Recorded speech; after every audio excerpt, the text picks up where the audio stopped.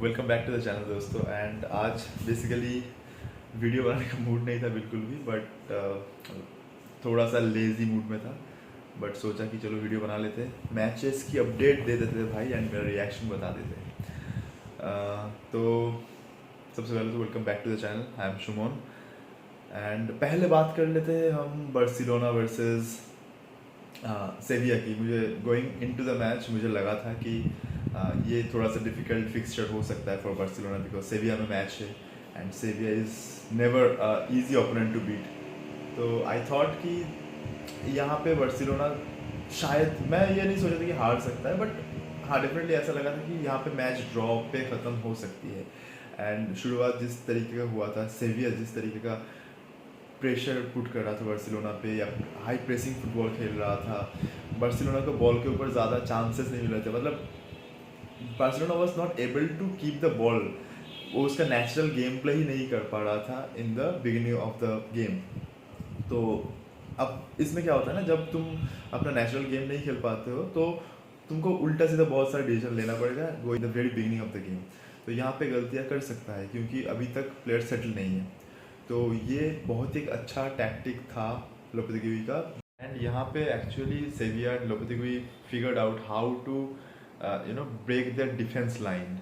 कुंडे एंड अड़ाव के बीच में से बॉल निकालना, वहाँ से हाफ स्पेसेस ढूंढ के अपना प्लेयर को निकालना वहाँ से। बट हाँ, यहाँ पे थोड़ा सा अनफॉर्चुनेट कहूँगा मैं, बिकॉज फॉर सेविया, बिकॉज वो पासेस तो निकाल रहे थे एंड प्लेयर भी फ्री निकल रहे थे, बट वो कहीं ना कहीं डिफेंस लाइन का जो ऑफसाइड ट्रैप था उसको समझ नहीं पा रहे थे, उसको पढ़ नहीं पा रहे थे।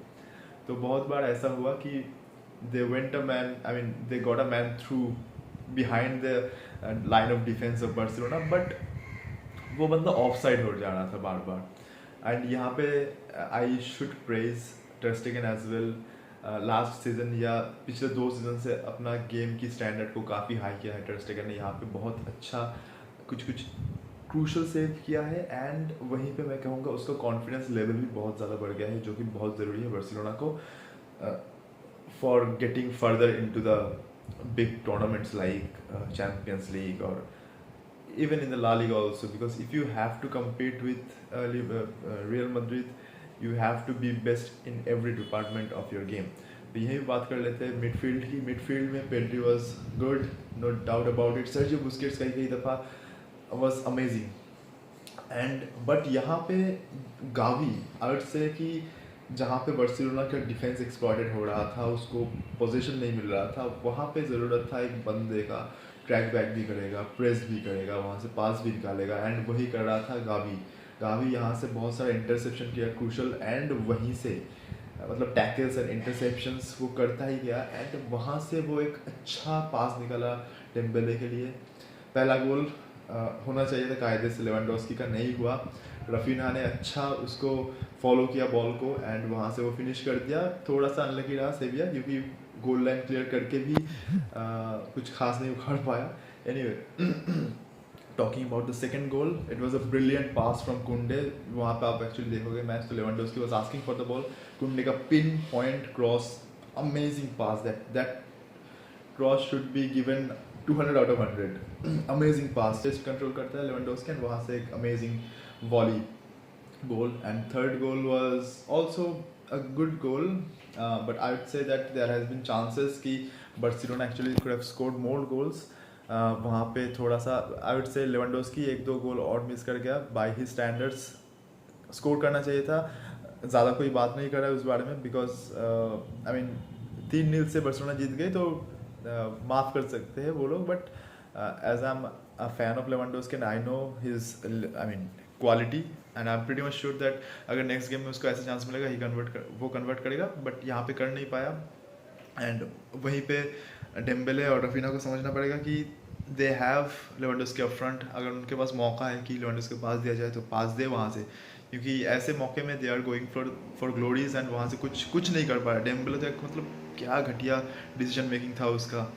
तो यहाँ पे they have to be mature enough. वो सिर्फ अपने मतलब टू प्रूव देयर वर्थ वो मैच नहीं खेल सकता। This is not exhibition match where they can showcase his talent और something like that. this is sorry, this is a fucking La Liga, and important match against Sevilla. You have to keep your team ahead of yourself. You just can't keep fooling around in the field. So Zabi has to play a part in that, and he have to teach a lesson to these young folks. Baki, I think they are quite on a run. They're in a quite a good run, and ये title race बहुत आगे तक जाएगा. वही बात करें Real Madrid का match था against Real Betis, and I didn't expect the match to go neck in neck. हालांकि यहाँ पे Real Madrid was the better side, but कहीं ना कहीं Real Betis had shown nice resilience, and going to the match दोनों का point same था. यहाँ पे एक चीज़ अच्छा हुआ बार्सिलोना के लिए कि एक टीम हारा, ड्रॉ पे ख़त्म होता तो पॉइंट्स लेवल पे चला जाता, वहाँ पे शायद गोल डिफरेंस में बार्सिलोना आगे चला जाता. बट यहाँ पे ठीक है, Real Madrid being the better side in the game, they won the match. Vinicius was fine, and यहाँ पे वल्वर्दे को यूज़ ना करके basically Ancelotti brought Rodrygo, and I was expecting कि why he is not giving much chance to Rodrygo, and यहाँ पे दिया है, and he proved his worth. Tchouameni had a good game. But यहीं पे अगर बात करें बेंजेमा की, एक गोललेस मैच था बेंजेमा के लिए, काफ़ी ऑर्डिनरी मैच था by standards, and I am sure that he will improve himself, improve his game in the bigger tournaments. We all know Champions League is coming in the next week, probably this week. Yeah, this is Sunday. This week Champions League is returning. तो काफ़ी अच्छा matches होने वाला है वहाँ पे भी. यहीं पे अगर बात कर लेते हैं बायर्न म्यूनिख की. बायर्न म्यूनिख का मैच था against Union Berlin. Going to the match, Bayern Munich was probably the top of the table, and Union Berlin was probably the second because of the goal difference. दोनों का point same था, अभी भी same है. Match 1-1 से draw हुआ. यहाँ पे पहला गोल मारा यूनियन बर्लिन ने. यहाँ पे कहीं सारा मिस्टेक्स किया बायर्न म्यूनिख ने इन द डिफेंसिव हाफ.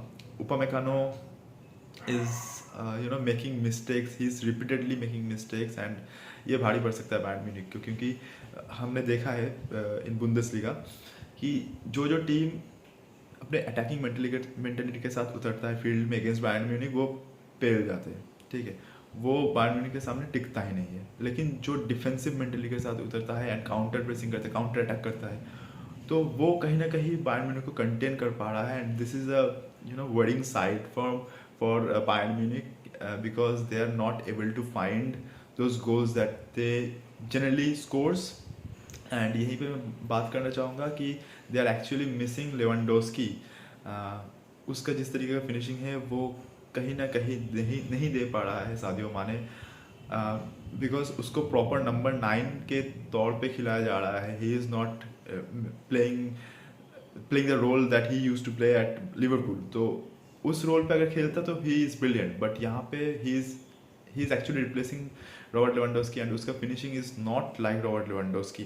तो यहाँ पे एक प्रॉब्लम फेस कर रहा है Bayern Munich definitely. Union Berlin पहला गोल करता है, एंड उसके तुरंत बाद 5 मिनट के अंदर बायर्न म्यूनिख उसको इक्वलाइज करता है. बट ये जो इक्वलाइज गोल है, अगर आप देखोगे, it was a individual brilliance from Kimmich, and that shot was like an arrow. It was a grounded arrow.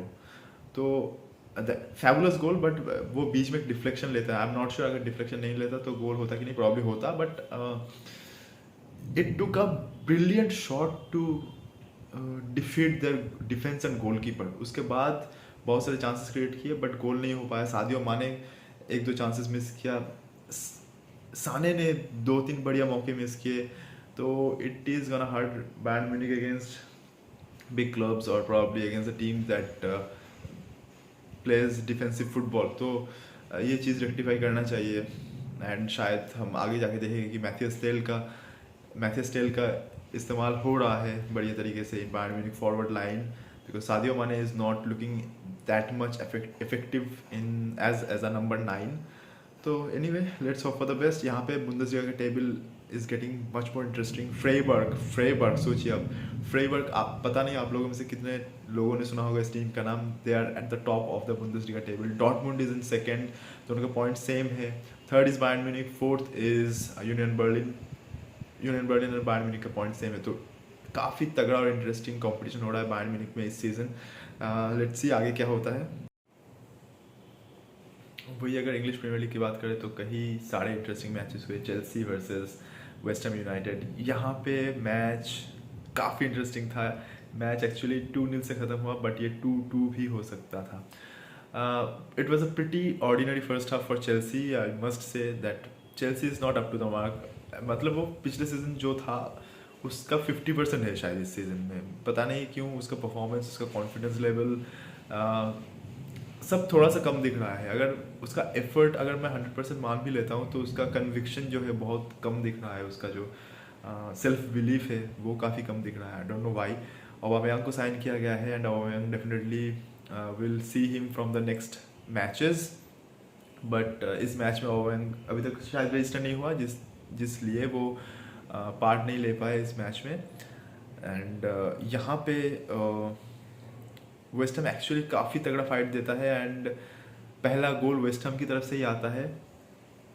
यहाँ पे मैं मोर देन मतलब मैं वेस्ट हैम को रेट दूँ, इससे ज़्यादा मैं डिस्क्रेडिट दूंगा चेल्सी के डिफेंस लाइन को। यहाँ पे आई am pretty much sure that Chelsea need a new goal keeper. I mean Mendy is definitely overrated for me he is overrated. वो एक 1 सीजन वंडर था भाई, पीटर चेक ने लाया था। I thought he was a brilliant goal keeper, but अभी ही वो 30 या 31 ईयर्स का है and for me he is looking like a overrated goal keeper right now. उसका डिफेंस लाइन भी उतना कुछ कर नहीं पाया लास्ट 2-3 मैचेस में। उसका ओवरऑल कॉन्फिडेंस बहुत ख़राब है। बेन चिलवेल का दूसरा गोल आता है एंड जहाँ से वो गोल किया है मतलब वहाँ से उस टाइप के टाइट एंगल से बहुत ज़्यादा गोल्स नहीं देखने को मिलता मेरे दोस्त। It was a good goal and then Chilwell का पास आता है and coming off the bench brilliant goal from Havertz won the match for Chelsea. और लास्ट में एक एक्चुअली गोल स्कोर करता है वेस्ट हैम, बट उसको डिसअलाउ किया जाता है because apparently there was a challenge on Mendy, but I'm not sure whether that was worth it because Mendy पहले ज़मीन पे गिर गया था, उसके बाद उसके चेस्ट में उस बंदे का लेग लगा and I'm not sure whether it should have been disallowed or not, but anyway being a Chelsea fan I'll take it and मिल गया 3 point, but I'm not pretty much sure and I'm not pretty much convinced by this performance that Chelsea is putting on in every match. Moving on to the next match, let's talk about 2 matches together, Liverpool versus Everton and Aston Villa versus Manchester City. भाई 2 बड़े team Liverpool Man City and दोनों ही match draw पे ख़त्म करता है against Lampard's team and against Gerrard's team, 2 of the legend of England, 2 legends of England. तो यहाँ पे अगर बात करो लिवरपूल की, यहाँ पे लिवरपूल मैच हार भी सकता था। दे वर लकी इनफ कि मैच हारा नहीं वो एंड वो मतलब डिफेंसिव एरर्स तो कर ही रहा है, उसके साथ उसका फॉरवर्ड लाइन कुछ ज़्यादा प्रोवाइड नहीं कर पा रहा है थ्रेड्स। साला was pretty much ordinary for me. यहाँ पे लुइस डियाज भी कुछ खास नहीं कर पाए। They are actually missing Sadio माने। I mean that is what I think. यहाँ पे अगर बात कर लेते हैं सिटी की, city is dropping the rarest points. मतलब ऐसे पॉइंट वो ज़्यादा ड्रॉप नहीं करेगा, तो दूसरे टीम को ज़्यादा खुश होने की ज़रूरत नहीं है कि City will continue doing this. No, this is one of the rarest game where City drops points. And वहीं पे अर्लिंग हालैंड का ब्रिलियंट फिनिश आता है। 6 मैच में 10 गोल कर चुका है बंदा। He is tearing apart EPL and कोई this is a record in EPL actually. कोई भी बंदा अपने पहले 6 EPL गेम्स में 10 गोल नहीं किया है एंड उसका आप रेशियो देख रहे हो, मतलब रेशियो 1.5 से भी ऊपर जा रहा है। वो बंदा कहाँ पे ख़त्म करेगा मुझे पता नहीं है। EPL में 38 गेम्स होता है, हाईएस्ट गोल शायद 31-32 का है। आई एम नॉट श्योर, साला और शायद सुआरेस का दोनों का है 32 goals, correct me if I am wrong. But जिस तरह से खेल रहा है उसके हाथ में अभी भी 32 गेम्स है, 32 गेम्स है अभी भी हालैंड के हाथ में एंड उसको बस 22 गोल स्कोर करना है। मुझे नहीं लगता कि उसके लिए दिक्कत होगा, मुझे तो लगता है वो 50 गोल भी स्कोर कर लेगा यहाँ पे। एनीवे वीडियो को यही भी ख़त्म करते हैं। अच्छा लगा हो तो लाइक कर देना, नहीं तो डिसलाइक कर सकते हो। कमेंट में बताना आपकी ओपिनियंस एंड चैनल को सब्सक्राइब कर देना। With that said thank you, अलविदा, गुड बाय, खुश रहिए, बाय।